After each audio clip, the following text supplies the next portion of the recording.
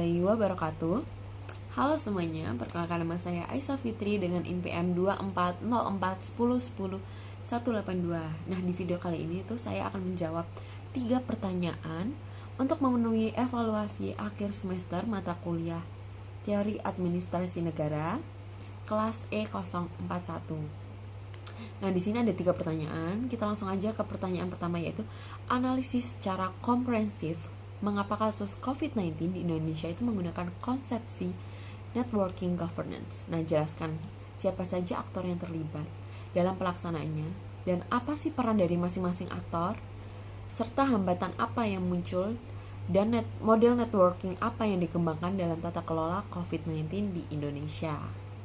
Oke, langsung aja saya jawab. Nah, jadi soal pertama ini membahas kenapa penanganan COVID-19 di Indonesia menggunakan networking governance. Nah, ini tuh cocok karena pandemi serang banyak bidang kesehatan, ekonomi, sosial, dan butuh kerjasama banyak pihak, bukan cuma perintah dari atas saja. Nah, beda dengan cara lama, jadi networking governance fokus pada kerjasama tim yang fleksibel. Nextnya ada siapa saja sih aktornya dan tugas apa aja gitu. Jadi aktor utamanya ada 5 kelompok, yaitu pertama pemerintah pusat seperti Kementerian Kesehatan dan BNPB. Mereka ini membuat aturan nasional, memberikan anggaran 695 triliun pada tahun 2020 dan vaksin sebanyak 208 juta dosis sampai 2022. Nah, peran yang kedua ada pemerintah daerah seperti gubernur dan wali kota. Nah, mereka bertugas untuk menjalankan PSBB di tempatnya. Misalnya nih, Jakarta, cek 1 juta kontak pakai aplikasi. Yang ketiga ada swasta seperti UMKM. 62 juta usaha kecil dapat bantuan sebanyak 1,9 kuadriliun. Nah, dan perusahaan seperti Gojek bantu antar bantuan. Jadi mereka itu saling bantu-membantu ya teman-teman. Nah, yang keempat ada TNI atau Polri, berperan sebagai menjaga aturan dan kirim logistik ke 514 kabupaten. Dan yang terakhir ada masyarakat seperti Muhammadiyah.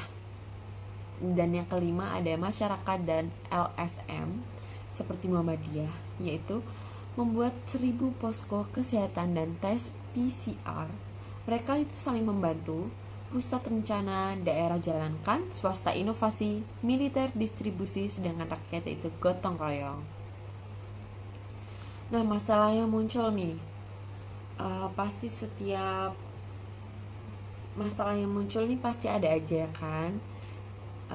Di sini tuh ada kendala besar, yaitu koordinasi antar tingkat sering kacau. Nah, di 34 provinsi punya aturan beda. Survei Kemenkes bilang 40% daerah lambat cek kontak. Banyak hoax, 1.500 kasus tahun 2020 bikin orang kurang patuh PSBB sampai 30%. Ada lagi nih, yaitu sumber daya kurang. Anggaran daerah turun 15-20%. Alat bantu nafas cuma 1.240 saat kasus puncak, 56.000 sehari pada Juli 2021. Dan yang terakhir yaitu birokrasi lambat. Dana pusat baru sampai daerah 2-3 bulanan kemudian, bikin respon telat. Lalu BNPB catat 160.000 kematian sampai 2023 karena masalah ini. Ini sangat-sangat kendala yang cukup besar sih teman-teman.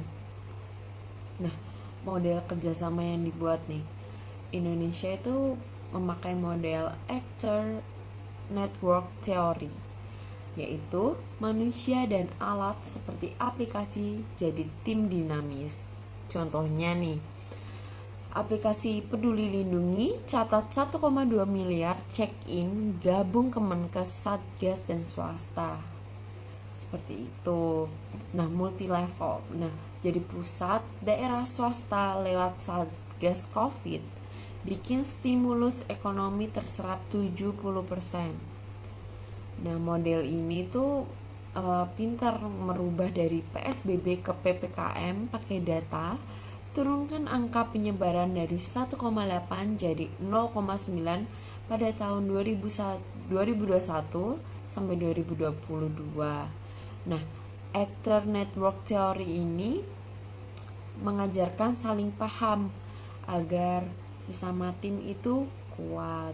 Nah, jadi networking governance itu berhasil di Indonesia karena mengatasi pandemi rumit lewat kerjasama, walaupun koordinasi itu perlu diperbaiki seperti itu. Oke, kita lanjut ke soal nomor 2. Nah, di soal nomor 2 ini yaitu pemerintah Kota Surabaya memiliki struktur aktor seperti kader Surabaya hebat untuk menangani stunting. Analisis dengan paradigma New Public Governance. Bagaimana sih program kader Surabaya hebat ini menerapkan gagasan paradigma tersebut? Dan kira-kira apa sih hambatan yang muncul dalam penerapan program kader Surabaya hebat tersebut?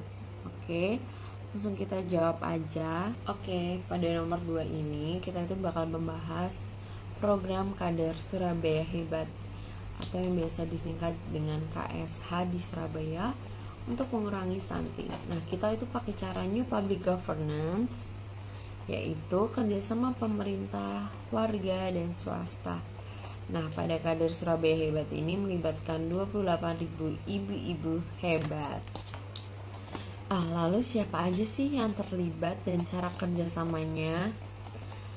Jadi di tim kader Surabaya hebat ini terdiri dari kader, puskesmas, RT RW, dan ibu balita. Nah, mereka ini kerjasama erat seperti udah kayak keluarga, seperti tim keluarga.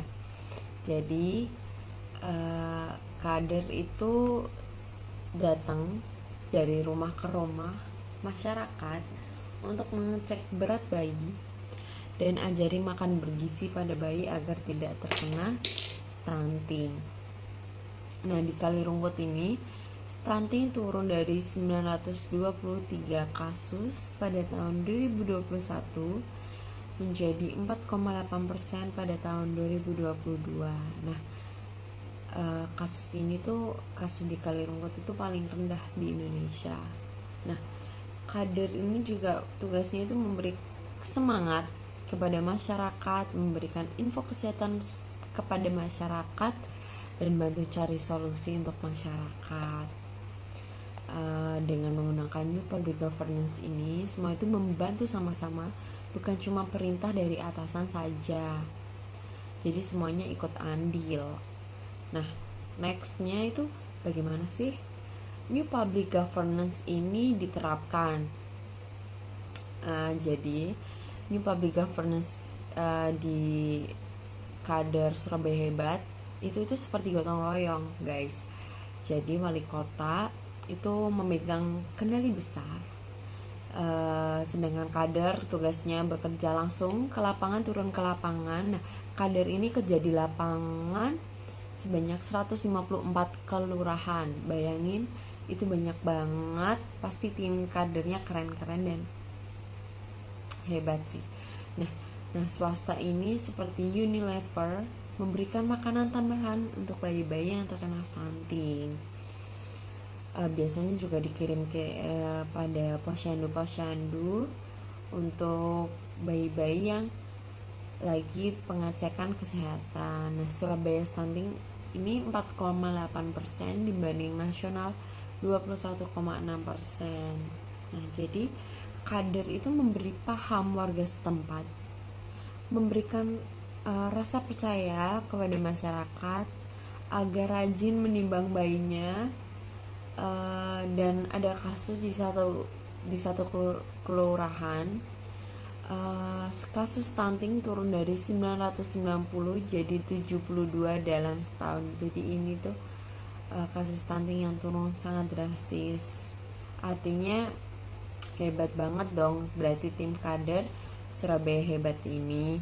Nah, bukan seperti cara lama yang cuma menghitung efisiensi saja, tetapi dengan new public governance ini membangun kepercayaan bersama masyarakat gitu. Pasti semuanya itu ada kendala ya. Nah, kendala pada kasus ini yaitu beberapa warga itu kurang percaya. Bikin tim kader itu kadang capek sendiri untuk memberikan edukasi, informasi kesehatan untuk masyarakat, dan kader ini itu biasanya sering ribut-ribut kecil atau bosan setelah lama kerja. Ada sekitar 20% tim kader itu membutuhkan pelatihan lagi. Dan kendala yang paling besar yaitu dana posyandu itu kurang, dan kadang puskesmas itu lambat koordinasinya, sehingga itu terjadi pengurangan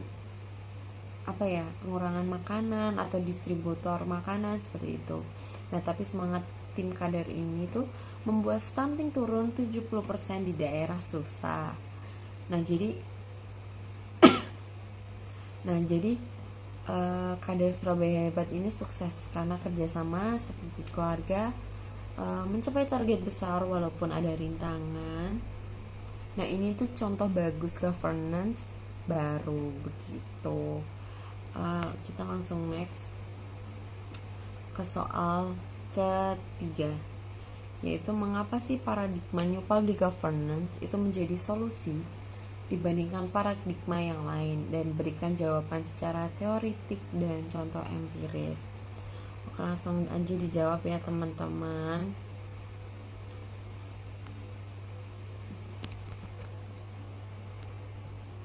Nah, pada soal nomor 3 ini tuh kita akan membahas kenapa sih New Public Governance atau NPG jadi solusi nomor 1 buat pemerintahan modern, lebih unggul dari cara lama. Nah, jadi New Public Governance itu tuh kerjasama kan pemerintah, warga, dan perusahaan, seperti tim sepak bola, bukan bos kasih perintah doang.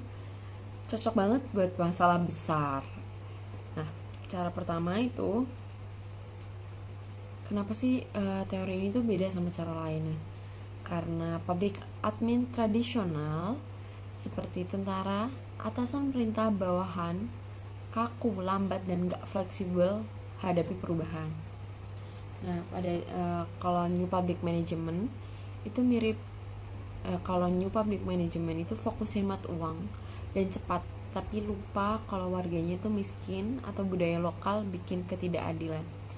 Nah, New Public Governance ini hadir karena membangun hubungan saling percaya, semua ikut membuat keputusan, menciptakan nilai bersama.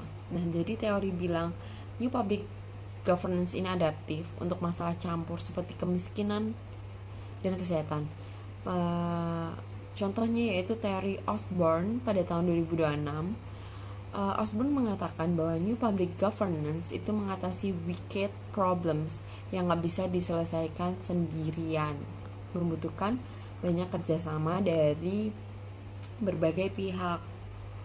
Nah, contoh di Indonesia, contoh nyata di Indonesia. Nah, jadi contoh nyata di Indonesia, contoh pertama yaitu ada Surabaya Stunting.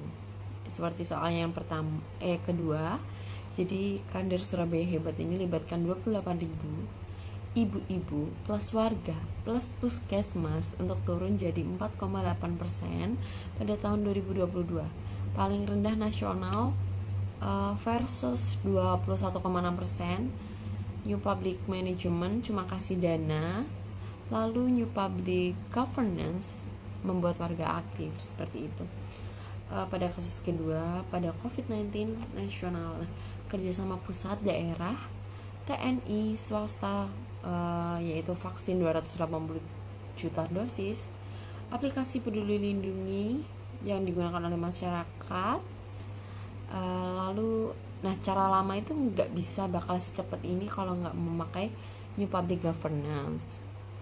Ada lagi nih contoh ketiga yaitu banjir Jakarta. Nah, New Public Governance ini muka form warga plus Pemda plus LSM kurangi dampak 50% lewat early warning bareng. Jadi masyarakat diberikan pengarahan lebih awal bagaimana cara mencegah banjir pada Jakarta. Beda dengan NPM yang cuma bangun tanggul tetapi warganya tidak diberikan edukasi, jadi percuma. Lalu contoh keempat ada e-government di Jawa Timur, yaitu kolaborasi Pemda plus startup tingkatan layanan online 80%. Warga puas karena input mereka didengar. Jadi warga itu merasa kalau mereka itu dilibatkan. Nah, ada data kuat plus alasan tambahan nih. Kenapa New Public Governance ini? Nah, jadi data SSGBI pada tahun 2022 yaitu New Public Governance, Surabaya itu turun stunting 70%, nasional NPM stuck 21%, BNBP stimulus Covid sebanyak 695 triliun terserap 70 berkat tim. Nah, kenapa alasan New Public Governance ini digunakan? Karena satu, tangani masalah lintas bidang. Jadi New Public Governance ini dapat menangani masalah lintas bidang seperti bidang publik ke bidang sektor swasta ke bidang lain-lain kayak seperti itu. Yang kedua, bangun kepercayaan jangka panjang kepada masyarakat, karena merasa masyarakat tuh diikut libatkan. Jadi masyarakat itu merasa bahwa selama ini mereka tuh didengar gitu. Nah, yang ketiga ada ide inovasi dari bawah. Yang keempat ada lebih murah karena gotong royong, dan yang kelima ada inklusif, tidak meninggalkan siapa-siapa. TPA gagal krisis, NPM bikin korupsi performa.